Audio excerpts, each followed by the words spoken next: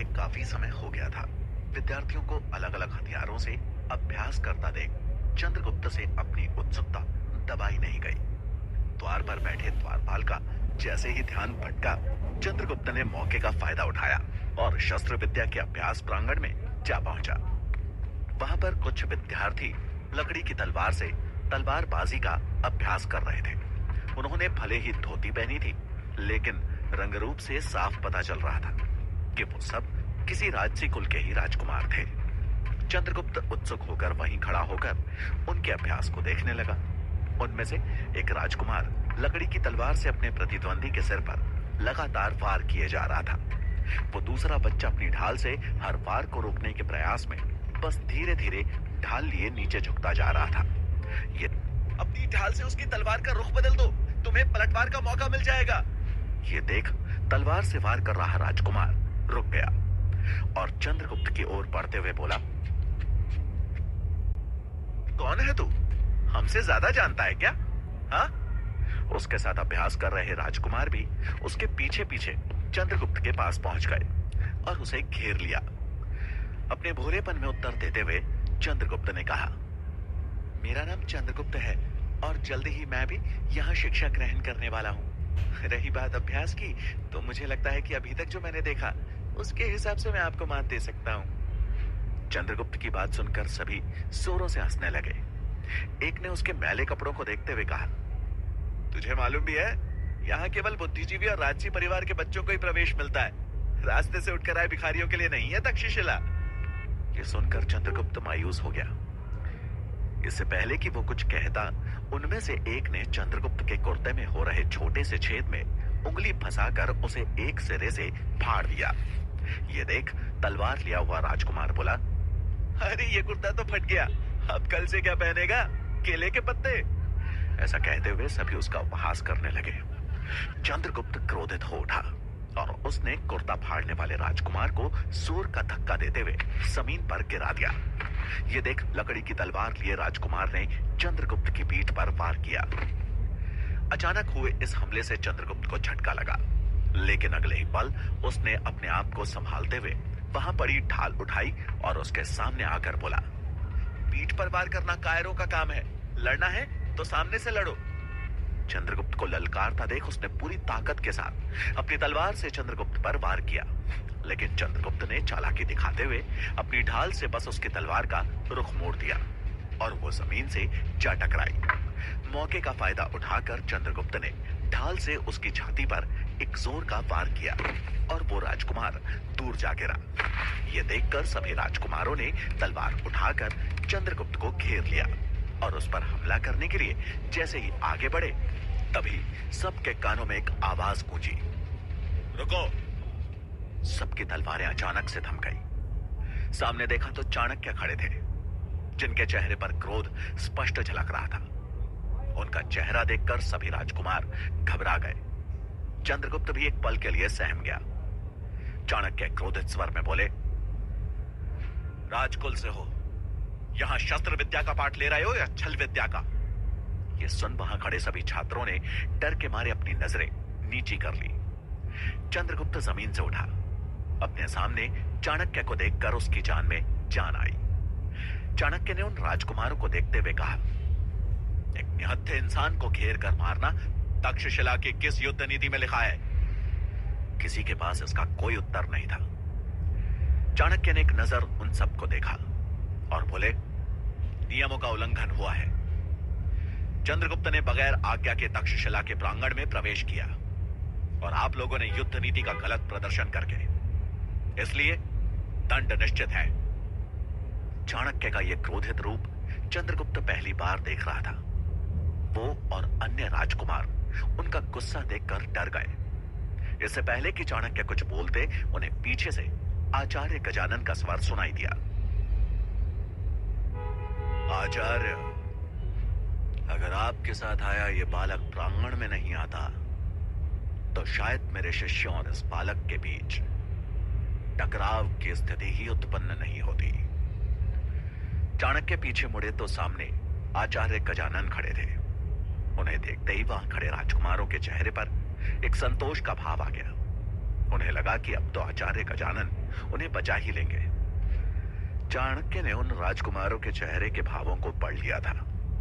उन्होंने गजानन की आंखों में आंखें डालकर कहा, मैं मानता हूं चंद्रगुप्त ने बगैर अनुमति के उत्सुकतावश तक्षशिला के प्रांगण में प्रवेश किया, लेकिन इन राजकुमारों ने उसके साथ जो बर्ताव किया वो तक्षशिला की शिक्षा नहीं है। इसलिए मेरी समझ से इन सबको इनकी गलती का आभास होना जरूरी है। चाणक्य की बात सुनकर गजानन ने पलटवार किया, तो ठीक है, आप अपने शिष्य का दंड तय कर लीजिए। इन्हें मेरे हवाले छोड़ दीजिए। इनको क्या दंड देना है वो मैं तय कर लूंगा। चाणक्य को समझ में आ रहा था कि गजानन उन राजकुमारों को बचाने का हर संभव प्रयास कर रहे थे। उन्होंने गजानन के सुर में सुर मिलाते हुए कहा, जैसा आप उचित समझे। और रही बात गुरु शिष्य के संबंधों की, तो मेरी नजर में तक्षशिला के हर शिष्य पर हर गुरु का अधिकार है, क्योंकि यहां से निकला छात्र किसी एक गुरु का प्रतिनिधित्व नहीं करता, वो प्रतिनिधित्व करता है संपूर्ण तक्षशिला का। चाणक्य की ये बात गजानन को चुप गई और उन्होंने क्रोधित हो उन राजकुमारों को 2 दिन तक सिर्फ रसोई में खाना बनाने की सजा सुनाई। उन्हें सजा देकर गजानन चाणक्य की ओर पलटकर बोले, आशा करता हूं कि अब आप संतुष्ट होंगे और इस बच्चे को भी उचित दंड देंगे। गजानन की बात सुनकर चाणक्य ने कहा, अवश्य, लेकिन मेरे लिए किसी पर दंड का सकारात्मक प्रभाव दिखना ही उस दंड का सही मायना है। गलती का आभास करवाने से ज्यादा महत्वपूर्ण है किसी को खुद ही अपनी गलती का आभास होना। यह कहकर चाणक्य ने गजानन को प्रणाम किया और चंद्रगुप्त का हाथ पकड़कर वहां से निकलने लगे। तभी गजानन ने पीछे से दांत पीसते हुए मन ही मन कहा, आने दो चंद्रगुप्त की परीक्षा वाला दिन। उस दिन मैं इसे हारने का आभास करवाऊंगा और आपको आचार्य चाणक्य खुद ही पता चल जाएगा कि केवल आप ही उत्कृष्ट नहीं है। चाणक्य चंद्रगुप्त का हाथ पकड़कर चले जा रहे थे। चंद्रगुप्त को समझ आ गया था कि उसने बहुत बड़ी भूल की है। चाणक्य उसे लेकर तक्षशिला के मुख्य द्वार से निकलकर एक सुनसान रास्ते पर चल दिए। एक जगह चंद्रगुप्त रुक गया और चाणक्य से अपना हाथ छुड़ाते हुए उनके चरणों में गिरकर बोला, मुझे क्षमा कर दीजिए आचार्य, मुझसे बहुत बड़ी भूल हो गई। मैं वचन देता हूं कि आइंदा से आपको शिकायत का मौका नहीं दूंगा। आप मुझे जो भी दंड देना चाहते हैं मुझे स्वीकार है, लेकिन मैं तक्षशिला में पढ़ना चाहता हूं। मेरे सीखने का अवसर मुझसे मत छीनिए आचार्य। उसके चेहरे पर ग्लानि का भाव स्पष्ट रूप से दिख रहा था।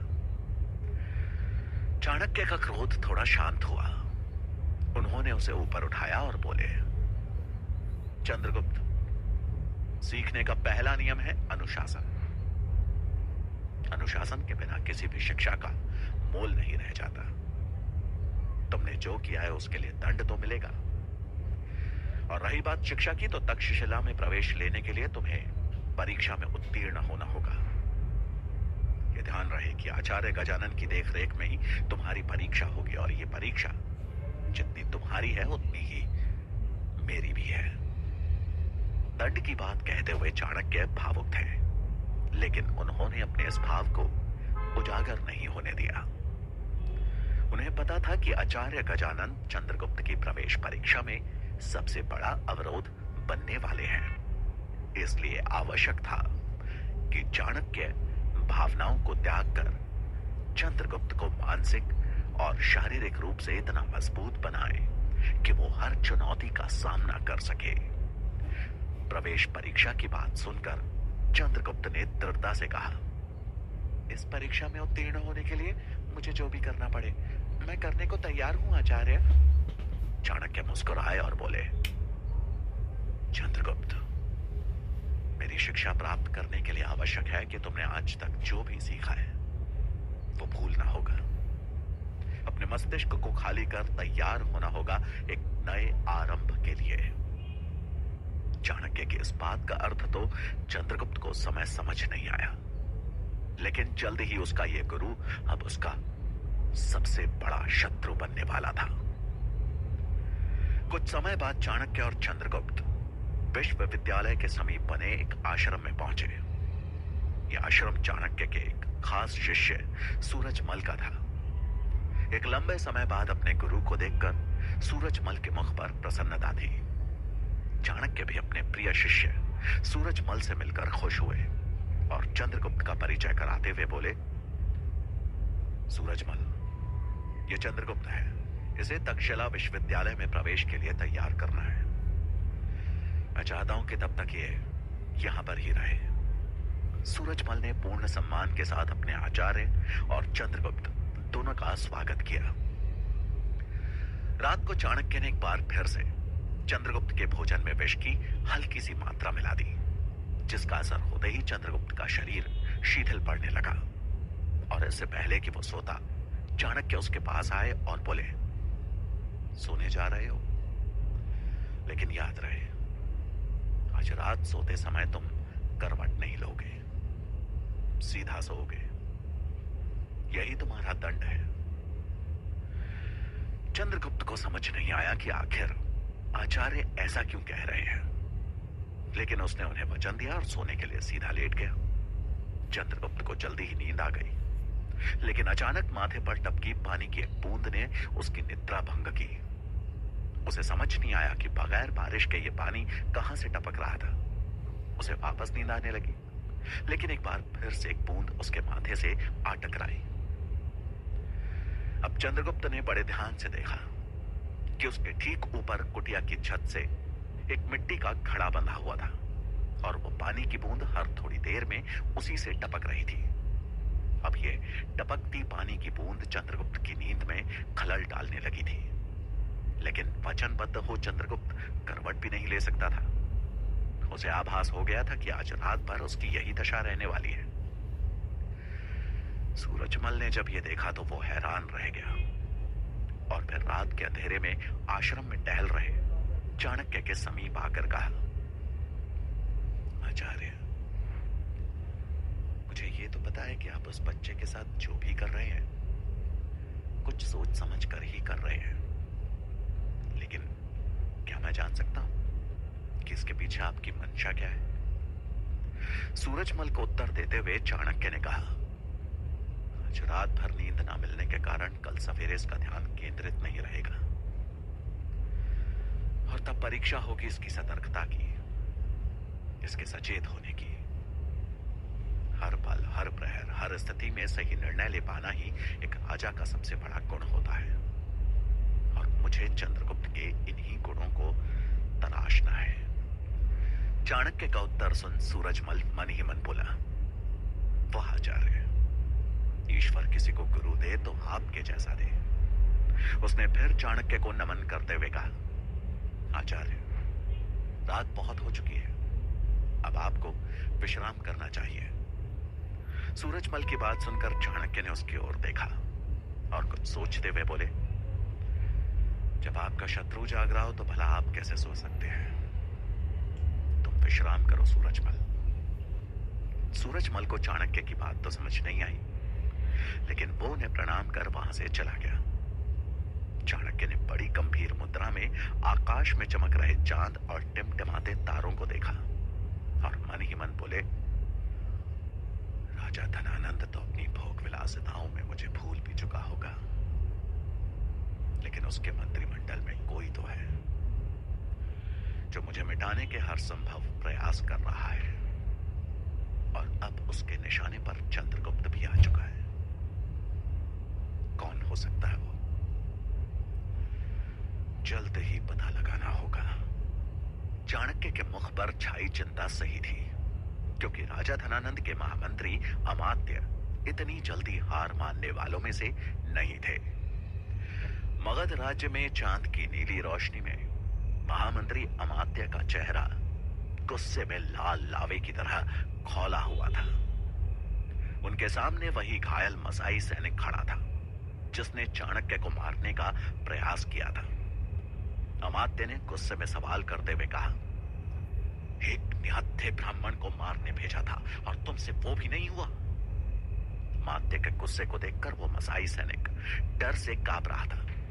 प्रश्न का उत्तर देते हुए वो बोला, महामंत्री जी, मानता हूं वो निहत्थे थे, लेकिन वो बच्चा चीते की फुर्ती से पता नहीं कहां से आया और उन्हें बचा लिया। अपनी उम्र से दोगुनी समझदारी और फुर्ती थी उस बच्चे में, और फिर वो कबीले का आदमी जिसने मुझे घायल कर दिया। बच्चे का जिक्र सुन अमात्य अचंभित थे और कुछ सोचकर मन ही मन बोले, अब कौन सा दाव चल रहा है चाणक्य?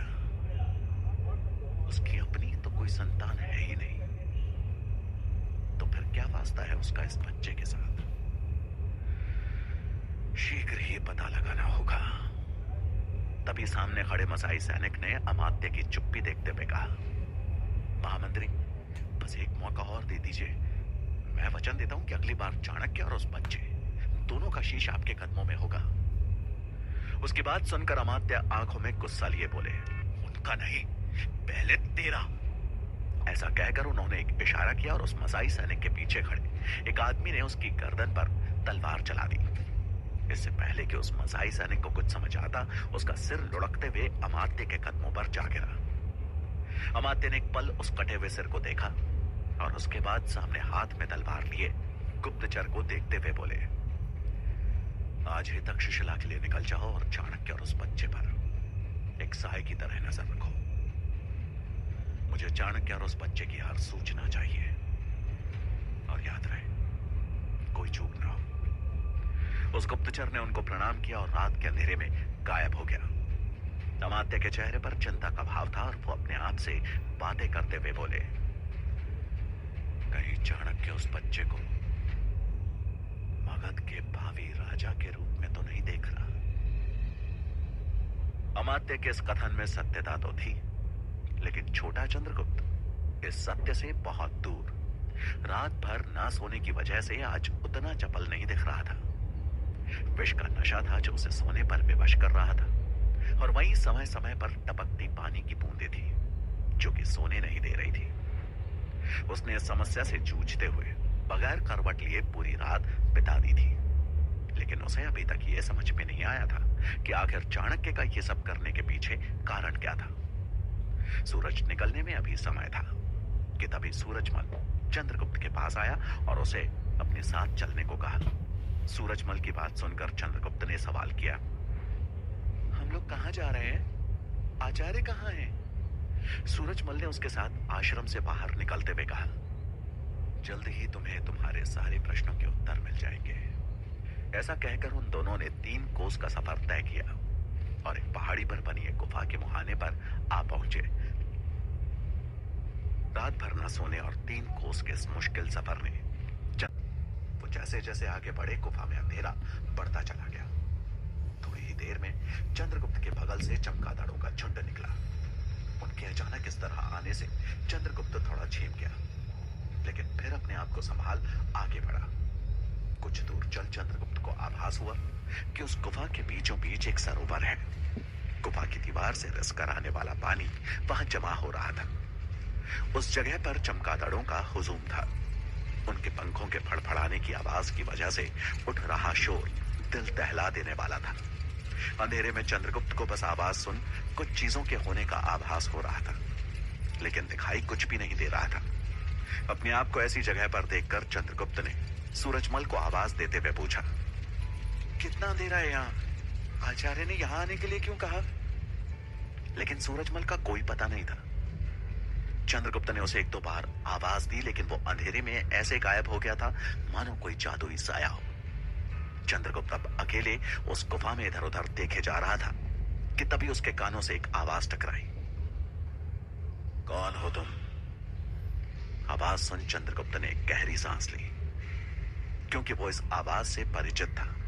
यह आवाज थी उसके आचार्य चाणक्य की। चाणक्य की आवाज उस गुफा में चारों दिशाओं में गूंज रही थी, मानो चारों दिशाओं में 4 चाणक्य खड़े हों। चंद्रगुप्त ने इधर उधर देखा, लेकिन उस अंधेरे में उसे कुछ भी दिखाई नहीं दिया। उसने आवाज लगाते हुए कहा, आचार्य आप कहां हैं? बहुत अंधेरा है यहाँ। एक पल के मौन के बाद चाणक्य की आवाज फिर से गूंजी। मैंने पूछा, कौन हो तुम? दोबारा प्रश्न पूछे जाने पर चंद्रगुप्त समझ गया कि उसकी परीक्षा शुरू हो चुकी है। उसने उत्सुक होकर उत्तर दिया, मैं चंद्रगुप्त हूं। तभी उसे चाणक्य की आवाज सुनाई दी, गलत उत्तर। और इस आवाज के साथ एक डंडा उसकी पीठ से टकराया। अचानक हुए इस प्रहार के चलते चंद्रगुप्त जमीन पर गिर गया। उसने इधर उधर देखा, लेकिन उसे वहां कोई नहीं दिखा। चंद्रगुप्त खड़ा हुआ और बोला, आचार्य ये क्या है? और इससे पहले कि वो और कोई प्रश्न पूछता, चाणक्य की आवाज दोबारा गूंजी, कौन हो तुम? अब चंद्रगुप्त सतर्क था। उसे सोच समझकर प्रश्न का उत्तर देना था, क्योंकि गलत उत्तर का परिणाम उसे पता था। उसने कुछ देर सोचा और फिर थोड़े संकोच के साथ बोला, मैं आपका शिष्य हूं। तभी चाणक्य की आवाज गूंजी, फिर गलत उत्तर। चाणक्य का जवाब सुन चंद्रगुप्त डंडे से बचने के लिए संभलता कि तभी वो डंडा उसके पैरों में आ लगा। चंद्रगुप्त इस बार फिसलकर नीचे जा गिरा। रात भर न सो पाने और सवेरा होते ही 3 कोस का सफर तय करने की वजह से चंद्रगुप्त को ध्यान केंद्रित करने में दिक्कत हो रही थी। इसके अलावा उस गुफा के अंधेरे के बीच चमगादड़ों के उड़ने और पानी के गिरने के शोर की वजह से उसे पता ही नहीं लग पा रहा था कि आखिर डंडा किस दिशा से आ रहा है और कौन मार रहा है। हताश होकर चंद्रगुप्त उठा कि तभी चाणक्य की आवाज फिर गूंज उठी, कौन हो तुम? चंद्रगुप्त परेशान था। उसे समझ में नहीं आ रहा था कि आचार्य बार बार एक ही सवाल क्यों पूछ रहे हैं। तभी उनकी आवाज एक बार फिर गूंज उठी, मैंने पूछा कौन हो तुम? चंद्रगुप्त ने उत्तर सोचना शुरू किया। साथ में डर था कि अंधेरे को चीरता हुआ वो डंडा फिर से न आ लगे। उसने थोड़ी देर सोचने के बाद उत्तर दिया, न मैं चंद्रगुप्त हूं, न मैं आपका शिष्य हूं। मैं सबसे पहले एक मनुष्य हूं। मनुष्य। एक पल के मौन के बाद चाणक्य की आवाज गूंजी, गलत जवाब। और उसी के साथ अंधेरे में लहराता हुआ डंडा आया जो चंद्रगुप्त की पीठ पर जाकर लगा। एक जोर के कराहने की आवाज के साथ चंद्रगुप्त एक बार फिर से जमीन पर था। अब उसका धैर्य टूट चुका था। उसमें अब और उठ पाने की ताकत नहीं थी और ना ही क्षमता थी प्रश्नों के उत्तर देने की। वो वहां मौजूद पत्थरों का सहारा लेकर जैसे तैसे उठा और पूरी शक्ति से चिल्लाते हुए बोला, अब क्या चाहते हैं आचार्य?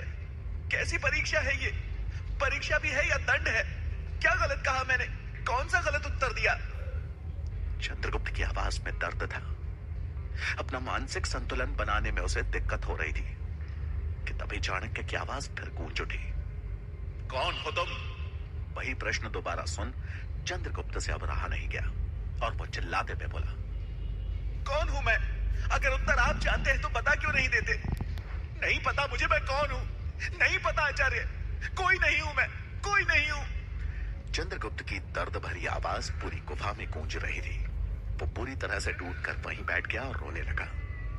उसे अब नहीं जानना था कि उसका उत्तर सही है या गलत, और ना ही उसके अंदर अंधेरे में वार कर रहे उस डंडे का डर था। कुछ देर के मौन के बाद चाणक्य की आवाज गूंजी, सही उत्तर। ये सुन चंद्रगुप्त ने राहत की सांस ली। उसे अचानक मानो चाणक्य की बात याद आ गई कि शिक्षा प्राप्त करने के लिए आवश्यक है अपने अतीत को मिटा करके एक नई शुरुआत करना। और चाणक्य के इस प्रश्न के पीछे का मंतव्य भी वही था, अपनी पहचान भुलाकर एक नए जीवन की शुरुआत करना।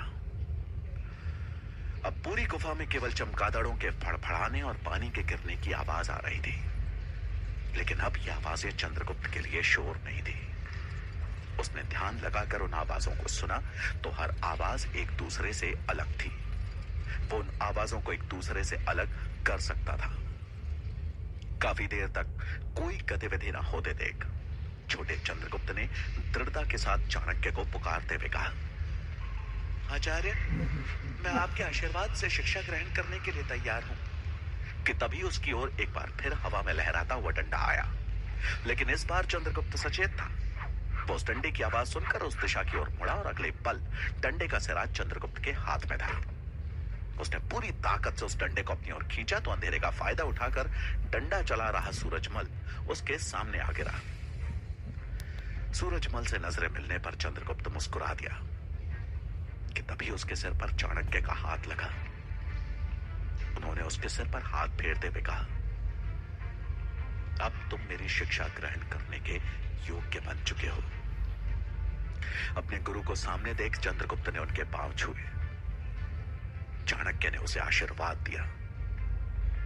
उनके चेहरे पर एक संतोष का भाव था, क्योंकि आज वो धनानंद के सामने ली गई अपनी प्रतिज्ञा को पूरा करने की दिशा में एक कदम और आगे बढ़ चुके थे।